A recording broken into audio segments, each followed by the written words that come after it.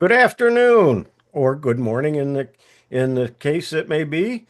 This is the Central Florida Computer Society and the Sarasota Technology User Group, CFCS and STUG, Windows Special Interest Group, or WinSIG, for Sunday, June 8th, 2025.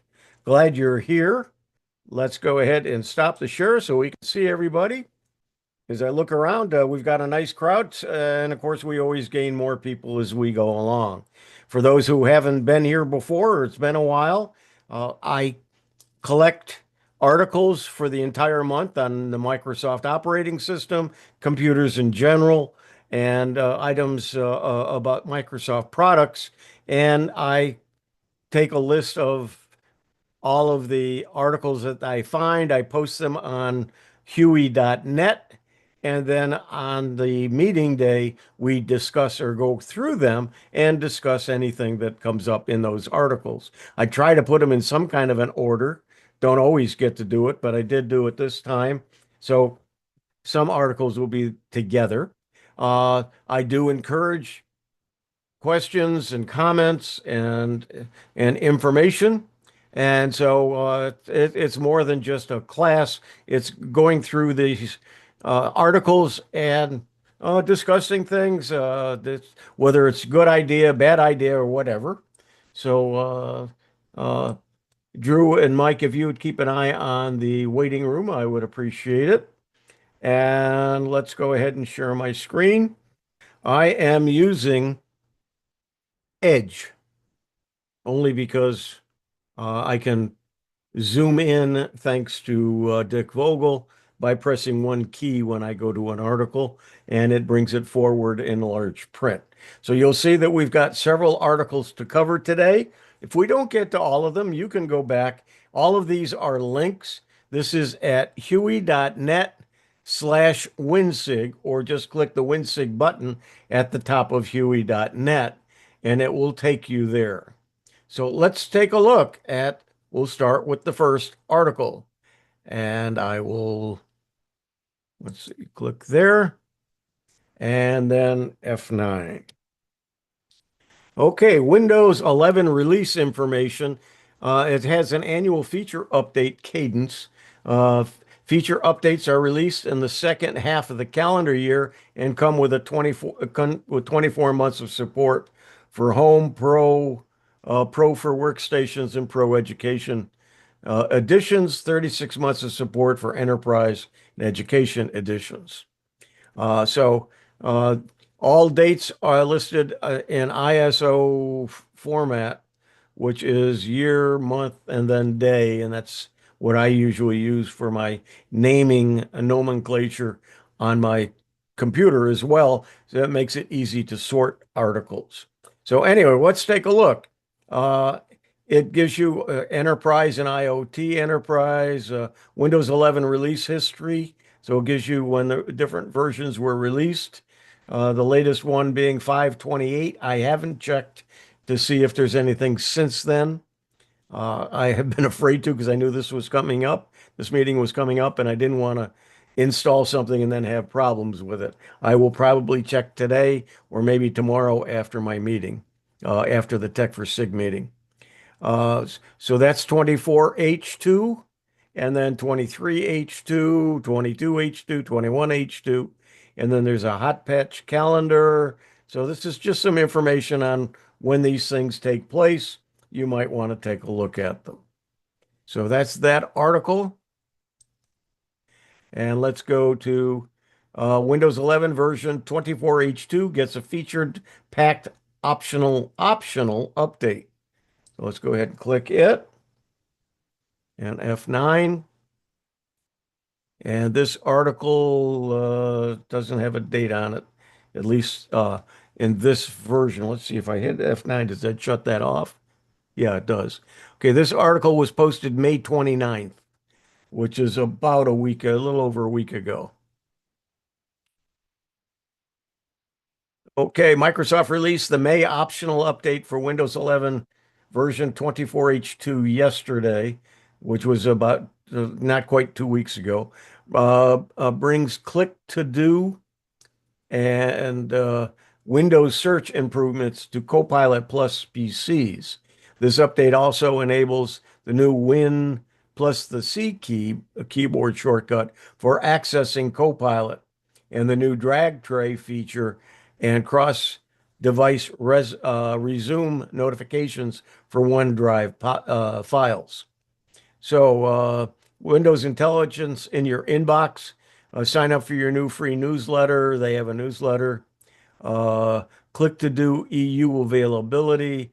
New Ask Copilot action in Click to do. New text actions for Click to do shortcut for pen users. And these are all things to do, I believe, with the Copilot Plus computers. Windows search improvements, image descriptions for narrator, and so on. So there's quite a few things that they've added. Many of them are just on the new computers, for the new computers. So let's go ahead and close that. And Windows Update is going to update third-party apps too, which is interesting. And F9. So when you do a Windows update now, today Windows Update is used to provide system and driver updates, but Microsoft is evolving to support app updates as well.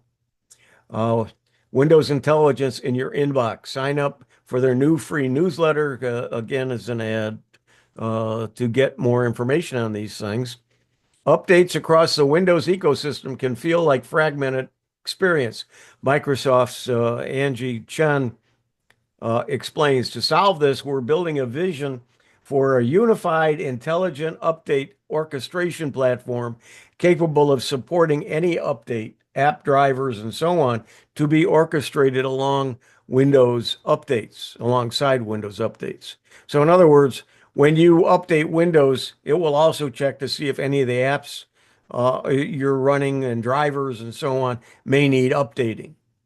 It's unlikely that Microsoft is doing this because it feels like a fragmented experience. Indeed, the way Microsoft works today mirrors how mobile platforms like Android and iOS work. Monolithic system updates occur through Windows Update at the system level, while componentization allows it to provide smaller update apps, of course, but smaller system updates through its online store and the Microsoft Store. This allows it to be more agile, as these smaller updates don't have to wait for bigger monthly or annual OS updates. So what problem does this solve? Now they're now available in private preview. Apparently it's not out yet, but it provides developers with an API oddly based on the Windows runtime. What they can target, so their apps can provide updates through Windows Update rather than using the store or their own systems. So we'll have to see how this all works out. I don't know whether it's available yet or not. And go to the next article. Copilot gets creative boost with with GPT-4o image generation. So let's go ahead and click that. And F9. F9. There we go. Microsoft's AI assistant Copilot is getting significant upgrade, now harnessing the power of OpenAI's chat GPT-4o, the letter O, model for advancing image generation. This means users can create detailed photorealistic visuals directly within familiar Microsoft 365 applications like Word, Excel, Outlook, simply by describing what they want to see. I'm not sure if this is only in the Microsoft 365 or if it will work in other ways. Of course, you're not going to have the various programs like Word and Excel unless you use the online, and I'm not sure if this carries over to that or not. But Just to show you, let's go ahead and open up Word. Hopefully this has been started, and then go to Copilot. And then what I do is create.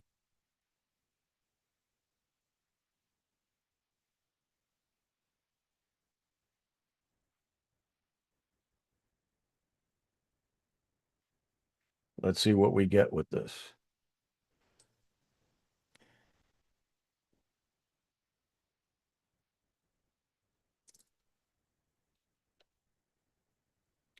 Okay, content wasn't generated because your prompt includes wording that may be. What did I put in there?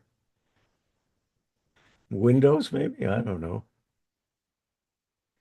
All right, let's try change your phrasing.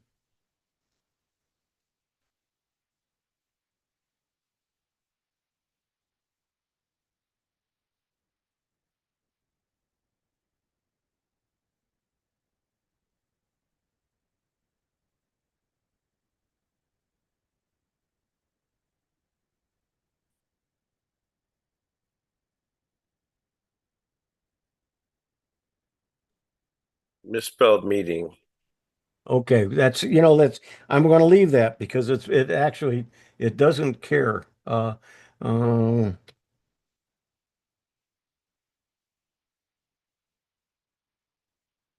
let's see what we get.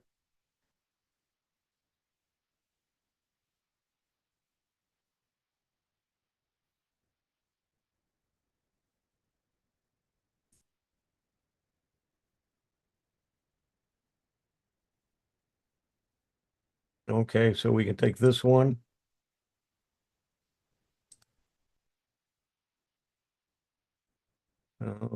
Insert. That quick, I've got a nice image, or I can use this one. They had a little bit of problem here. Let's try this.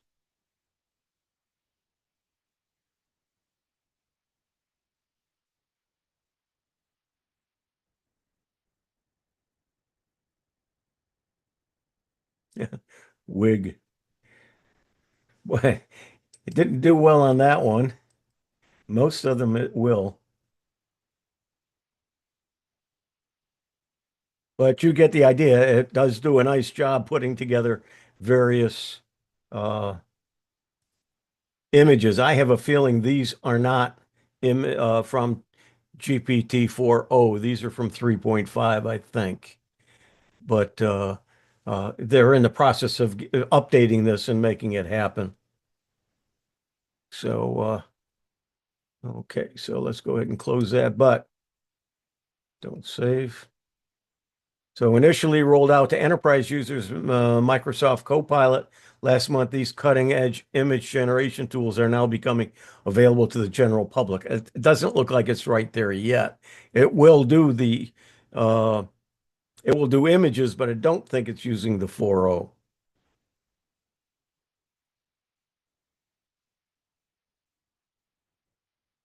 So these are some examples that they did.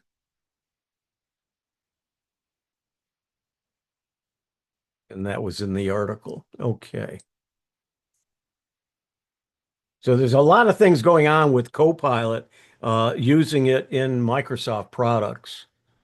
Huey, And Jarlin asks if there's a way to edit those images. yeah, I've been doing it within Copilot, not Copilot, but within uh, Chat GPT 4.0. And let's do the same thing.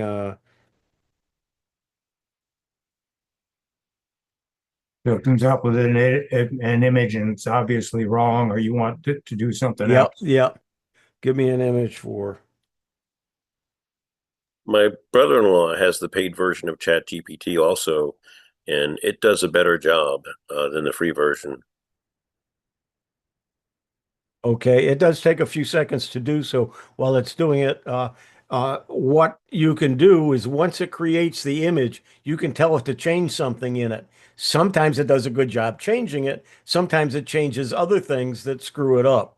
So sometimes I'll download it before I tell it to do that because sometimes I can take it into, say, Photoshop Elements and fix something quicker than I can waiting for it to try to fix something, or it will be a better fix. Thank you, Huey. So there's the Windows SIG. So let's see, let's tell it add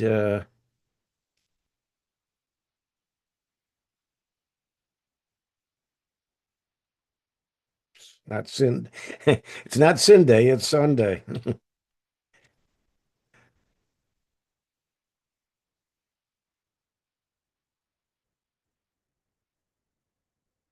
Okay, we'll do this. Although we're getting a little bit off of Windows, but hopefully eventually this will be as part of the Copilot. But the question was asked, so let's answer it. So by telling it to do something different to that image, we'll see what we get. Now, I had one the other day that had a person had 3 arms and hands. And so I said, remove the extra arm and hand. And all of a sudden, the person had no hands, had 2 arms, but no hands on them. So sometimes it does a good job and sometimes it doesn't. So I was able to remove it using Photoshop Elements easier. Okay, let's see what we're getting here now.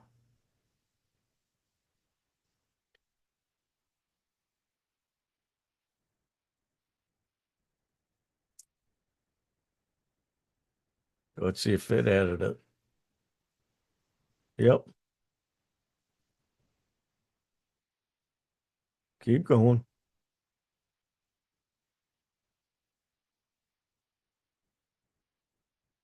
This is live, so it's we're at the mercy of how long it takes. But you can see that it did just what I asked to edit it. So I think that answers your question, Jolyn. You can do it from within, but sometimes, as I say, sometimes it doesn't do a good job. Yes, thank Uh, you. Yep. Okay, I'm going to go ahead and close that. It was almost finished, so you got to see it anyway. Okay, Copilot gets creative boost. Okay, we mentioned that. Here's what the new Copilot mode within Edge looks like. So let's go ahead and click that and F9. All right, I have a video ready for tomorrow's show of Tech for Senior that's going to talk about the Microsoft has begun adding Copilot to the new tab of a Microsoft Edge. No, that's not what this one's about, but they have something called excuse me, they have something called Microsoft Copilot Vision, and I'm going to demonstrate that tomorrow. And it's you use it with Microsoft Edge. And let's see if I've got that here. Here it is right here. And F9. Microsoft Copilot Vision with Microsoft Copilot. Hang on. Microsoft Copilot Vision is a new way to have AI work with you as you navigate the web in Microsoft Edge. And I'm going to demonstrate and talk about this tomorrow morning or afternoon, depends on what time zone you're in. But on Tech for Senior, and then it will be on my YouTube channel. But this talks about how it handles your data and then how to use it. And that's I just followed this information and I got it to work, and it's kind of neat. I'm not going to go into it now because, like I say, I've got a video all ready to go on this. So tune in tomorrow or take a look at my YouTube channel in the next day or two. Okay, using Copilot Vision. And these updates mean you should try Copilot for research and analysis. Let's look at this.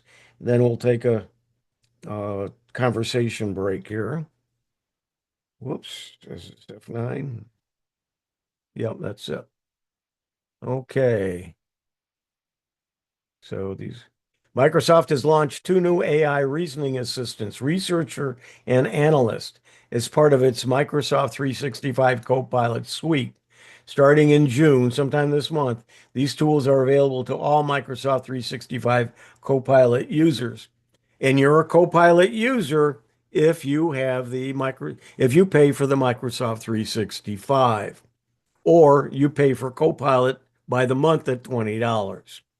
Helping you work smarter by offering expert level research and data analysis.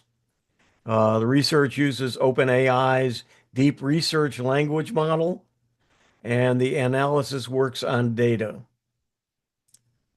And so lots more things becoming available to you, especially if you have Microsoft 365 or just the Copilot, the Microsoft 365 Copilot license, which, as I say, you can get that license by paying $20. I believe it's $20 a month. And it's like the pro version of ChatGPT. You can start using Researcher and Analyst now. According to Microsoft's announcement, Researcher supports 37 languages. That doesn't affect most of us. And agentic AI is tomorrow's assistants. And so it talks about agentic AI. And I just saw a cheat sheet that described the differences between an AI agent and agentic AI. I'm going to try to find that and talk and mention that at my Let's Talk AI on the fourth Friday of this month. So let's go ahead and we'll go do this, and we're going to stop the share. Okay, so as you can tell, Microsoft is involving AI a lot more in its various programs and applications. Are you using it? Anyone comment? Any uh, ways in which you're using it? Questions about how to use it and so on. Anyone have any comments? Raise your hand. John. Yeah, I have enjoyed using Copilot in creating slide presentations in PowerPoint. I keep trying to make it more difficult than I think than it is, but I just open it up and say, give me a presentation about based on the whatever the topic's going to be, and then I can go and just edit each slide. And I gave a presentation last Monday about password browsers, passwords in browser managers and in apps management. And it was a lovely experience. And it was a good presentation. So I'm finding it easier, and I don't know, I make it my own after it's done what it does, but it's nice to have that collaboration. Don't know what else to call it. Thank you. It get you a good start on it. Are you using Microsoft Copilot or ChatGPT? No, Copilot in PowerPoint. Okay. Okay, I've been using the ChatGPT one, which is 4.0 by being automatic, where I'm not sure whether I've got 4.0 in my Copilot yet or not. But what I find interesting is once it creates, it'll give me the verbiage for each one. Then it'll say, do you want it as a PowerPoint slide? And it'll create the PPTX for you. Is that what you're saying you do as well? But it creates the slides within PowerPoint rather than an external creation that I bring in and open as a Okay. PowerPoint Yeah, presentation. and then it allows me to download the PPTX. But Well, then I after I've tell it, edited it, yeah, but then what it'll ask me, and usually I say yes. Do you want images for the slides? I have found you can't say yes, give me an image for each slide. You almost have to do each slide separately and say create an image. It isn't there yet where it can do a it bunch of them at is one time. within PowerPoint It because is, okay. the previous one I did created added background images to maybe half the slides, and others were, and they changed, like the topic pages were in like a black with white and everything else. It really is, it's quite Yeah, something. yep. Joe Nowak, you have your hand up. Yeah, I use I've been using Designer, which I think is part of that whole AI mix. I like to create my PowerPoint manually. I go through, I put the text in and any images that I want in, but then I'll go through and I'll use Designer for each one of the slides, basically. It doesn't really take very long, but it gives you, you know, 10 or 15 different versions of that slide with different graphical presentations. And it's very good. It it's not crazy stuff where you have windshield wipers changing the screen and all that kind of weird stuff they had in the early days. I'm not into that, but it does break it up so it's not exactly the same screen over and over and over again with listings of materials. It has a different way of doing it. You have your bullet points, and sometimes it'll put the bullet points in small uh, boxes with different colors. Other times it'll break it up in different ways. Um, it'll put some kind of larger graphic on the screen, and then minimize your text, uh, but still visible. I find it very, very helpful. I enjoy using it. It makes a job of creating um, the the backgrounds and the thematic aspect of it, the graphic aspect of it. It takes care of all of that for you. You don't have to worry about where the text is going to be. You see what it looks like in all these different varieties. It's great. Yeah, Joe, you're talking about the designer within Within PowerPoint, PowerPoint, correct? yeah. Yes. Okay, Yeah, what he's talking about, let me go ahead and share my screen. Uh, share, and let me open up PowerPoint.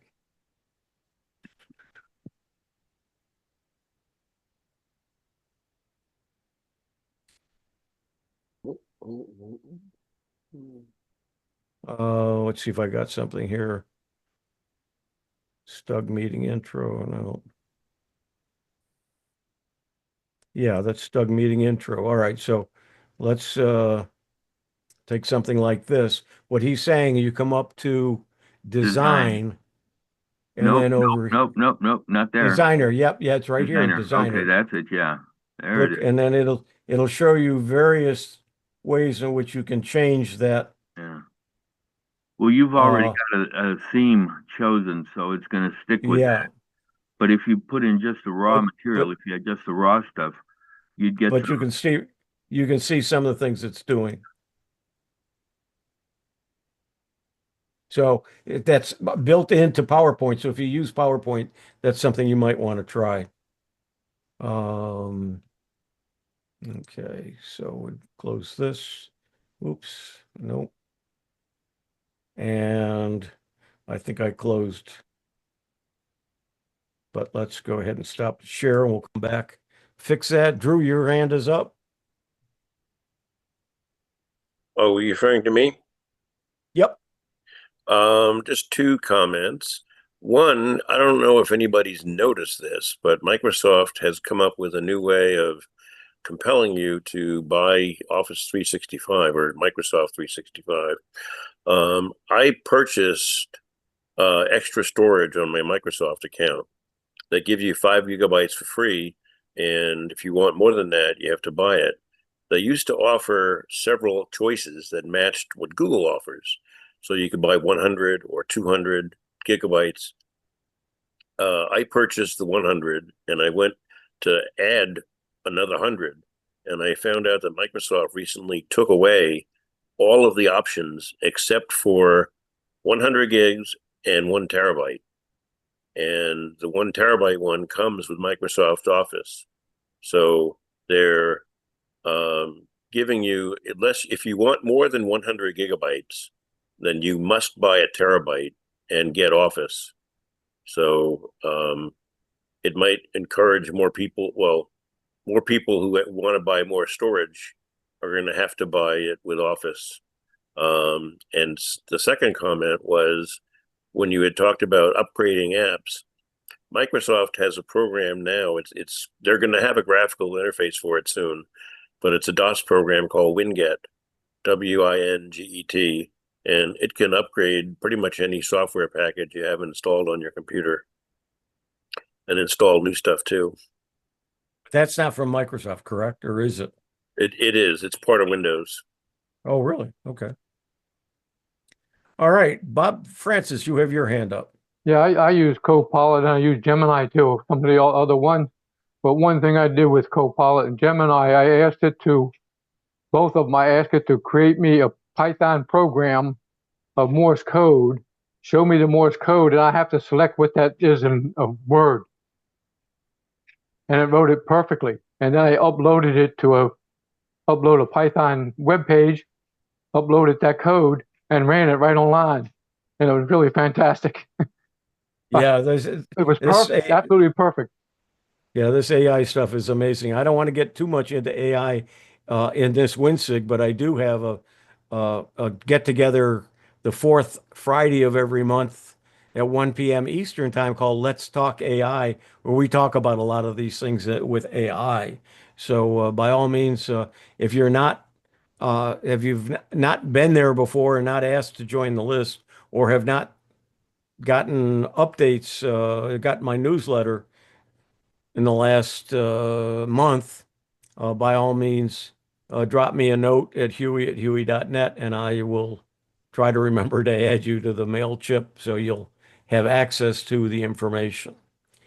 Okay, I guess everybody's hand is been recognized, so let's go ahead and share my screen again. And I think I have to open up because I think I closed my Edge, but let's share first. And I did, so we'll open Edge and then go to huey.net. Do I have it here? That's Huey Mail. There it is. And then WinSIG, and there we are. So we're okay. Can Copilot really create a presentation? We kind of talked about that, so we don't have to look at the article. Microsoft Edge 1.3.7 improves picture-in-picture playback.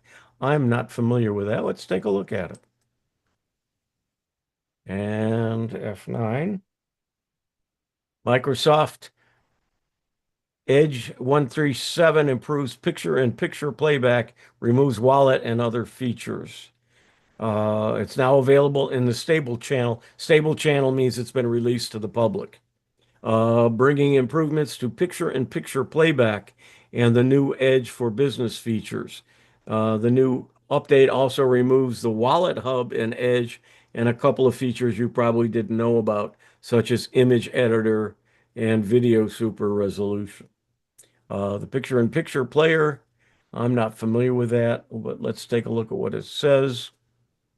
Allows you to play, pause, skip forward or back, and seek from the progress bar. Okay, let's see. The Edge update also removes the video super resolution feature that required beefy GPUs just to upscale the web videos. I don't see a link. I don't use the picture-in-picture, I don't think, and so I'm not familiar with that.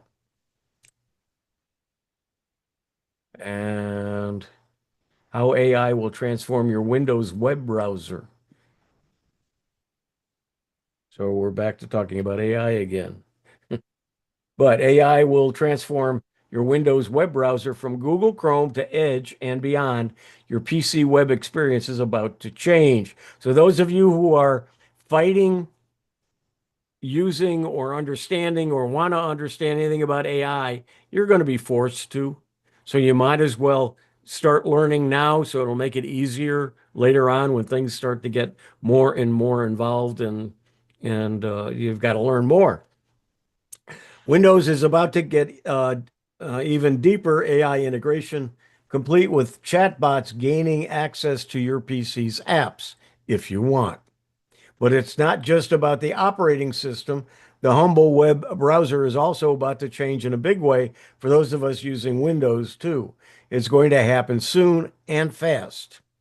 Already, Google is rolling out AI mobile in Google Search, which may seem like a monumental, if perhaps also questionable change. But that's just scratching the surface. The entire web is about to undergo a total generative AI transformation, starting at the browser level. So Gemini's Chrome creep, everyone talking about the Google search transforming into something more like Perplexity via the new AI mode. So if you, let's go to Chrome here. Here, got it open, but let's come here and do a search for, oh, what topic shall we choose? Lift for seniors. All right, I haven't gone there yet.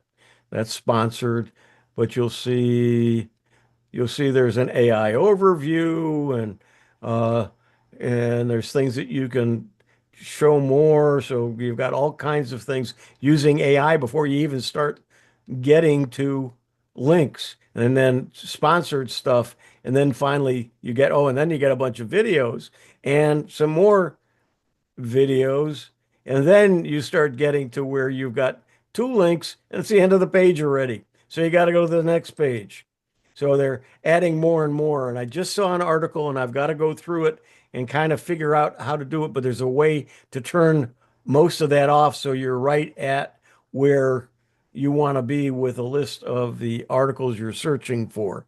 And I will try to put together a video on that as soon as I take a look at it and learn how to do it. It was from a video, so I got to figure it out and then do it myself. So I'll be adding that. Okay. And so let's go back to the stop share here.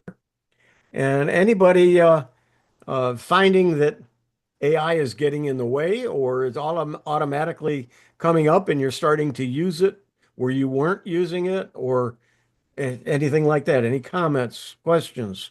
Jolin? I just, I find I've been able to ignore the AI when if it gets in my way, just like I ignore ads. It's like, I accept that that's part of what is going to be flashed in front of us, but I don't pay any attention to it unless I need it. Well, it hasn't really bothered me a whole lot because, since I'm using Chat GPT and Perplexity and Claude to look up stuff, I'm not using Google search anymore. I very seldom use it, only to find some articles or a particular article that I'm looking for. And I put it in the search box, so generally it'll come up with that. So I'm finding less and less. And this is what Google has been afraid of, although they're, of course, deep into Gemini and other AI things and adding AI to the search. But it's definitely taken away ad revenue from them because you used to have to use the search and be looking at the ads that they're getting paid for. Steve, question, comment? Yeah, is there an AI built into YouTube? When you type in stuff for parameters of what your video you're looking at. Well, I used everything to try and find a particular video. I'd seen it the night before and I had the file on my drives, but I couldn't remember where the heck it was. And I could only remember bits of what the naming thing was like. So I put the parameters I could remember into YouTube, and the first darn thing that came up was the video I was looking for. It was like I couldn't even find it with everything, but yet YouTube came up with the very first one right off the bat. It couldn't I it, don't and it I couldn't don't it think couldn't in have there's done that by it couldn't have done that by just using the parameters and making that the file name, because the file name is completely different. I think during Google I/O, they mentioned that that is coming or has been implemented, one of the two. Yeah, it sure seemed like it, because it came up with the very first one, which I've never seen it do that before. and Steve, I also found an answer to a question you made several months ago, and I'll talk about that in just a few minutes. Bob, Oh, all Francis, right. you have your hand up. Yeah, the thing with using either Google search or even search for Bing, if you put, depending on if you want a specific thing, you put it in either double quotes or single quotes, and it comes up not the top of the list, because like Howie said, the first four are ads, and then after that fourth or fifth one, then you get something that's really relevant to what you're asking for. Just put it in double quotes or single quotes. Good suggestion. Thank you. Okay, Steve, many moons ago, you asked if there was an app that could do something with music and take something out or do something. Do you recall what that was? Yeah, if there was like an audio that had extra, and you could remove background noise from it, but you can do that with Audition. Yeah, okay. You're just background noise. I had a situation where I wanted to use uh, a video to demonstrate something from Mike, and it's from Microsoft. They're playing music in the background of this video. Well, I'm always Google's very tight on what music you can play, and if it's something that's copyrightable, that somebody owns the copyright, and I have no way of knowing, so I didn't want to play that video. So I went searching and I found a program that will strip out the music. Okay, And yeah, then you can do that in Adobe Audition too. Oh, can you? Okay, Yeah. but you can strip out the music, or you can strip out individual instruments in the music in the background. And so what I did is I did that, and then I brought it all into Camtasia because I know how to use Camtasia very quickly and easily.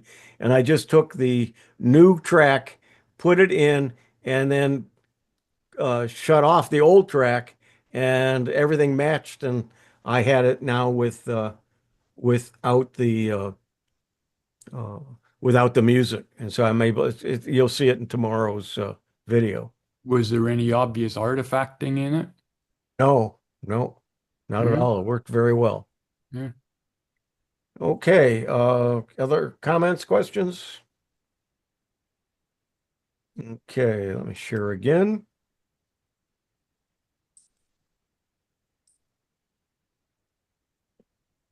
And let's see, we're down here. Transform your window. Microsoft announces the June 2025 update for the new Outlook. I'm looking forward to that to see what it's doing. And I want to go ahead and, well, I don't just have to click it. And then F9. And let's see what it says. In Windows Intelligence in your inbox. So there's going to be AI. Sign up for your new free. No, that's an ad. Disable Copilot and Outlook. You can now disable Copilot and Outlook. So if you don't want Copilot, it tells you how to do that. Open settings, navigate to Copilot, and then just turn it on or turn it off. Copilot features in multiple email accounts. If you're signed in with an account that's been a Copilot subscription or AI credits, those features will now be available across your email accounts, and not just one associated with Copilot. So I use Outlook from my 365 account, but I have Gmail and I have Huey.net and I have some other email addresses, but all of those now can be using Copilot because it's just one sign in and signed into my Microsoft account. This works with Outlook.com, Hotmail.com, Live.com, MSN.com, and of course, also third-party accounts like Gmail, Yahoo, and iCloud. You can learn more here and you can click on that and get more information. Copilot email coaching. Copilot and Outlook now provides tone, clarity, and reader sentiment suggestions so you can be sure an email conveys the message you intend. You can learn more about it and then click here. Improved PST file support. Now you can reply to and forward email messages that are stored in a PST file because I don't believe they use PST files anymore in the new Outlook. Microsoft says it will add more PST related features in future updates as well, so you can go back into some of your older emails. Move email accounts, email between accounts. If you're using consumer accounts, you can now move email messages between different accounts. If you're a commercial customer, this feature is disabled by default. And then offline improvements.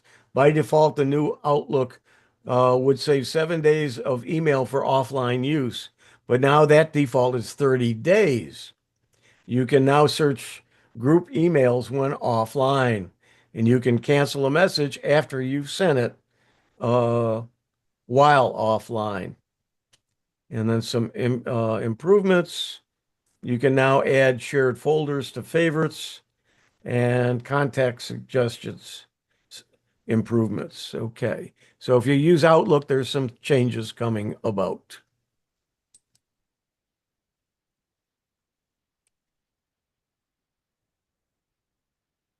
How to stop Microsoft Office files opening in a browser.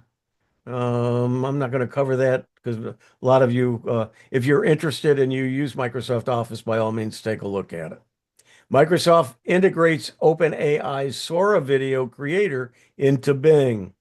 So again, they're adding more AI into their search engine, which is Bing. It's introduced an AI-powered video generator to its Bing search engine, Bing Video Creator, powered by OpenAI Sora, which creates short clips based on text prompts. The free feature rolling out to Bing's mobile app starting today and is slated to arrive later on desktop and to Copilot search. So let me see what the date was on that, F9. This was from June 2nd. So you may have it now. Microsoft has invested multiple billions of dollars into OpenAI in support of its artificial intelligence. Because Sora, in order to use Sora on OpenAI or ChatGPT, you have to pay the $200 a month subscription. But it looks like you're going to have Sora available to you from Bing for free. So that's interesting. However, Sora had a rocky launch with a rebuke from YouTube CEO not to train its videos and protests from several of its early testing participants. But it's now available, and there's more competition from such things as Google's VO3.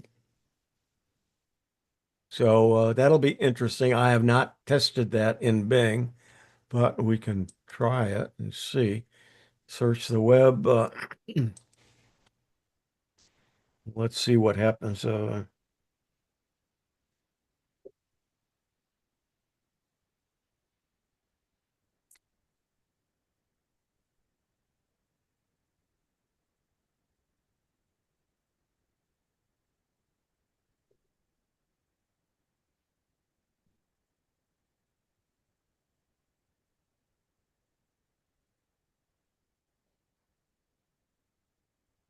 Let's see what happens. No, it's not doing that. Oh, we got to maybe go into Copilot. I can't create videos, but I can generate an image. Well, let's go ahead and do that and see what it does. Okay. Let me know if you want that. Okay.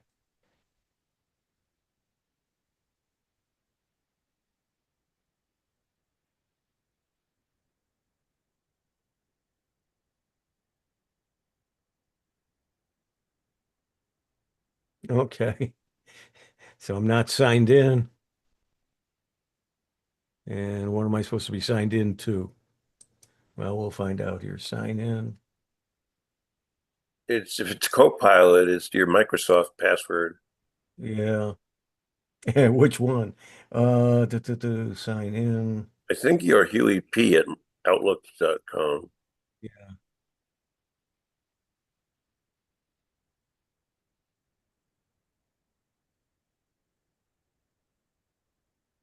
See, this is the problem I run into. Then I get caught in this and I can't get in using that account. So I'm not going to try to fix that now. So we'll just, anyway, it looks like the Sora is not readily available, but it might be if I was signed in properly. Okay. Microsoft Notepad, latest AI trick churns out custom text for you to use. So let's go ahead and take a look at this. So even Notepad now has AI built into it. Writer's Block is no match for Microsoft's latest AI infusion for its Notepad app. Long neglected Notepad it now has the ability to write custom content based on any prompt you feel it, so long as you have a 365 or Copilot subscription. Microsoft updated Notepad and even lets you fine tune. Okay, so it comes with several months after. So let's open up Notepad and see what happens here. I think I've got it over here.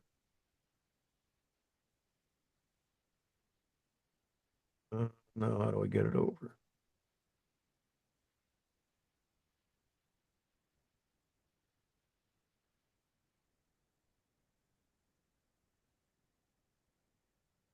There we go. Okay, here's Notepad. Okay, here's a couple of things that I've got here. So let me go ahead and open Copilot and rewrite this.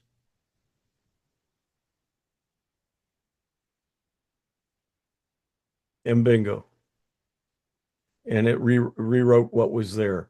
So you can use Copilot from within Notepad and have it come out with a much better worded and so on. So nice.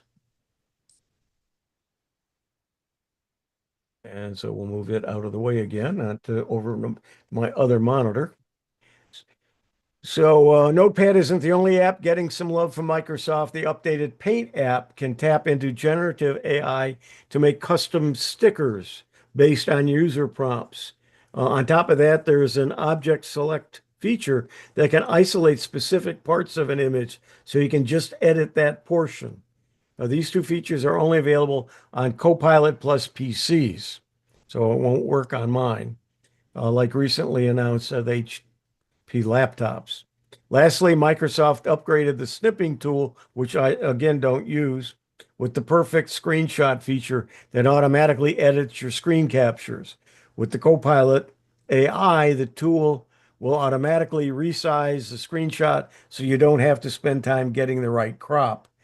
The perfect screenshot feature requires Copilot Plus PC again, but Snipping Tool's new color picker tool, which can provide you with the hex, RGB, and HSL values of a color you see on the screen, doesn't. As usual, these AI features will roll out to Windows Insiders first. So it's coming, it's not there yet. How am I doing on time? We're good. Okay. How to get notified when apps are added to auto start.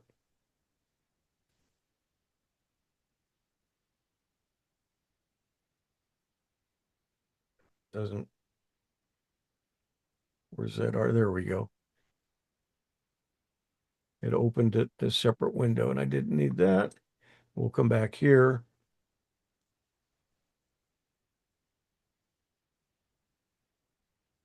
There we go.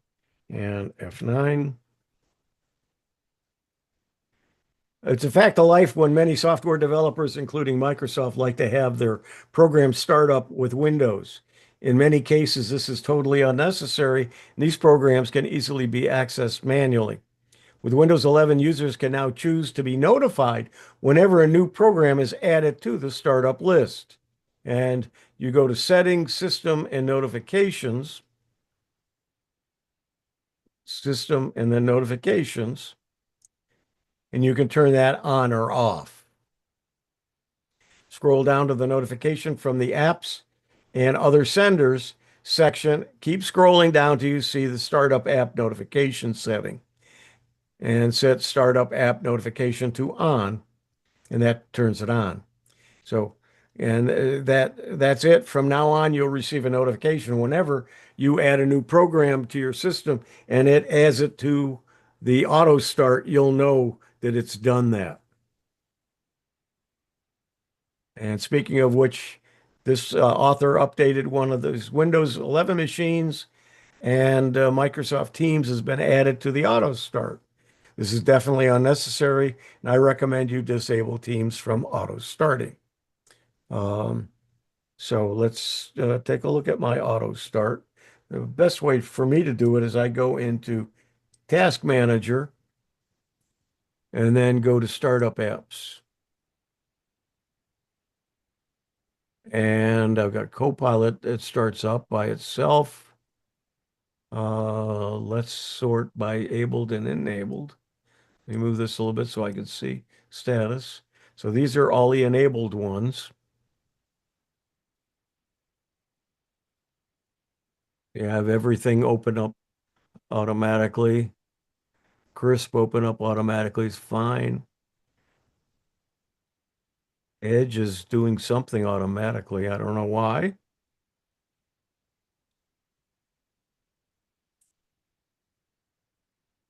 So it doesn't look like I've got anything on here that I don't want to have in my startup. But this is how you can determine what's in your startup. If it's something you don't recognize, I would do a search without clicking it or disabling it, because it may be something that's necessary for Windows or for something you use. So you might want to be careful on that. Steve Parker has his hand up. Okay, let me go ahead and close this, and let's go ahead and stop the share. Steve, go ahead. Yeah, chances are the reason that the Microsoft Edge is still in memory is because of that Windows Edge View 2. It stays resident in memory all the time, whether you want it The to or not. the Edge Vision, you mean? No, Edge View 2 it's called. Okay. Yeah, if you check through the system that's running, you'll see that in the background somewhere. Good, thank you. Any other comments, questions? Okay, let's go back.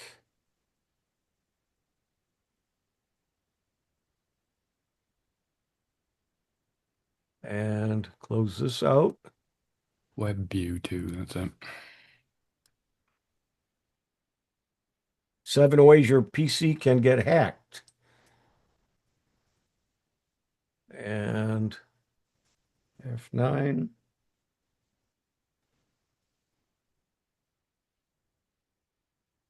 We tend to think our personal computers are safe zones, especially when we have installed robust security solutions like antivirus and firewalls. But the truth is, hackers aren't always kicking down the digital doors with brute force. More often, they're slipping in quietly through overlooked weaknesses, software loopholes, and social engineering tricks that feel totally normal until it's too late.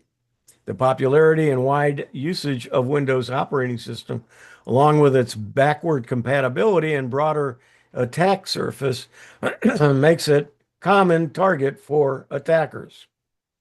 Let's see, let me walk you through the most common ways. Phishing emails, we talk about that in infinite. Uh, just be careful what you answer and so on in your emails. Phishing remains one of the easiest and most effective ways for hackers to compromise a system. And yes, it's similar to actual phishing, throwing a lucrative bait to catch the unaware fish. A carefully crafted email, which is the bait, that looks like it's from your bank, streaming service, or even legitimate software support might trick you or fish into clicking the malicious link or entering your login info on a fake page. So these are some things you can do. Always verify the sender's email, hover over the link, and so on. So you want to read through those and cover yourself. 6 is malicious websites and pop-ups. So you got to be careful what you click on. Just because it's in Facebook and tells you to go there doesn't mean that it's a good link. And sometimes it'll say, uh-oh, you violated the Facebook software terms. Click here to fix it. And don't just close the window and it will close.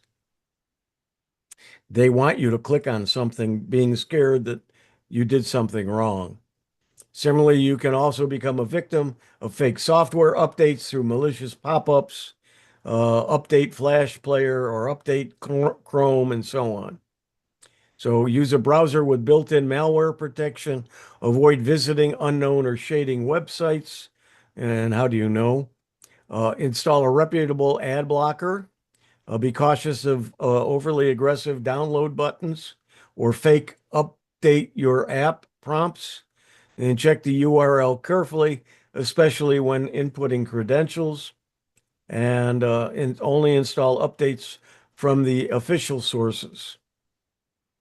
Pirated software and cracks. A lot of them are just cram full of malware and viruses and ways to trick you to get more to give up information to them. Using weak passwords and reusing passwords.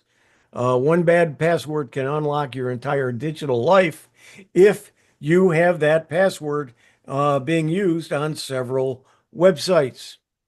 So if they get your password from one, they'll try that same password in all your Gmail addresses. They'll try it in something else, and then all things similar to it. So just by reversing the numbers or changing a number or putting it in the beginning instead of at the end, so on, they have software that can do that very quickly, and it's not, and they can unlock your pages very easily if that's what you do. Regularly check your passwords on Have I Been Pawned? Use strong, unique passwords for every single account. And I do, and I use a password manager so I can keep track of them. And you know what? I forget them a lot. So I have, or it no longer does it automatically when I click on a website. It doesn't show me what the password is, so I have to go out and look for it in my password manager. But I'd rather do that than have someone break into my account and get information. Outdated software and Windows versions. If you're not updating your Windows on a regular basis, now you may not want the latest, but the one before that did fix problems that they have found, holes in the software. And each one, it does that. So if you're very far behind in your updates, you may have several you're exposed to vulnerabilities and you're liable to have some issues. And let's see, malicious USB devices. If you find a USB device in the parking lot, don't bring it home and plug it into your computer. You don't know what's on there. Somebody may drop those to force you to, when you click it, it opens up to their website, which has malicious software, which grabs your logins or information from your computer or whatever. So just, USB sticks now are so cheap. If you find one you're not lucky, just throw it away. So never plug in untrusted or unknown USB devices. Disable auto run and autoplay features in Windows settings. Use a USB data blocker, also known as a USB condom. It's a little extension. You plug it into the USB port, and then you plug in the USB stick into it, and it will block anything. So when charging devices, so if you're using a charging device in public, set up your system to prompt before recognizing new removable devices.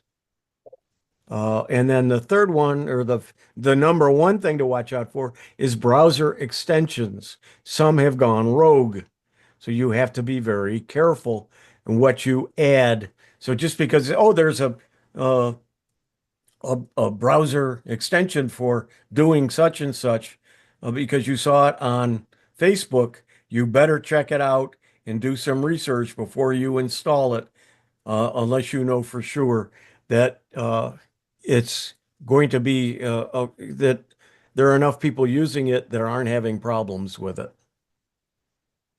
So that's that article. And the last one I got listed here, upgrading to 64 gigabytes of RAM was one of the best upgrades I've done, and you should too. Well, let's take a look at that article, because I have read articles that dispute that. But this article, let's see, F9 again. One of the components in your computer is the RAM, where you to rank order by them and impact on the performance, RAM would not be the very high on the list.